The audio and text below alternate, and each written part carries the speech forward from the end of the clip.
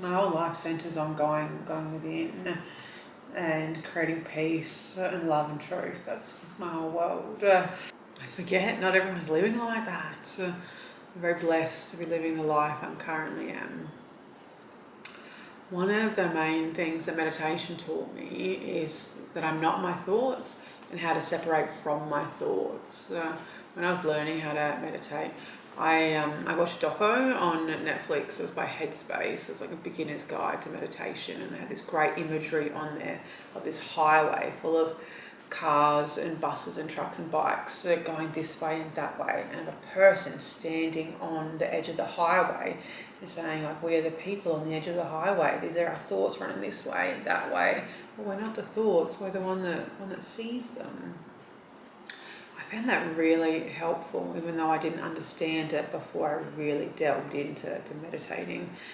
And so once I started doing it all the time, then I could create that space between the thoughts. I spent a lot of time watching YouTube talks by Muji, the Jamaican spiritual teacher, and he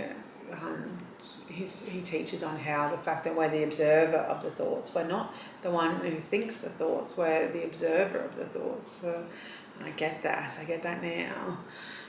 And now that I live as much as possible as the awareness, not the so-called thinker of the thoughts, but as the awareness, and seeing the thoughts and hearing the thoughts.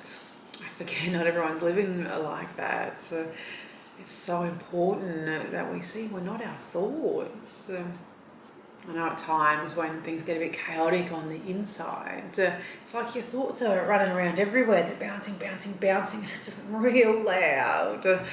What I see it as, I picture it as a squash court. With a squash court, you can hit the ball that way, but you can hit it on the walls as well, and that way and up there. So the squash balls go everywhere, right? When you're playing squash. And so I picture thoughts like that. It's like a squash ball going, and then there's another squash ball, and there's like a whole bunch of squash balls. And sometimes I'm silly enough to think that I am the squash ball. And it's just like I'm going here, there, everywhere, and I feel like I'm getting thrown around a million miles an hour. But then I remember to breathe, and I come back to my center, and I recognize I'm not the thoughts. What I picture is myself in the center of the squash court, raised, like really in the center in the air, meditating in the middle.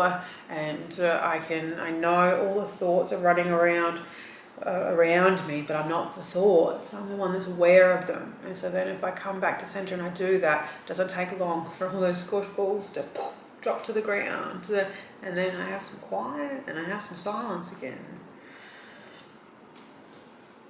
It took me a lot of work to separate from my thoughts and to form a different relationship with them, but now I see it's so very important to calmness, to kindness. We're not our thoughts, and we don't need to get caught up in them. We can be the squash balls, or we can be the meditating Buddha in the center of the cool.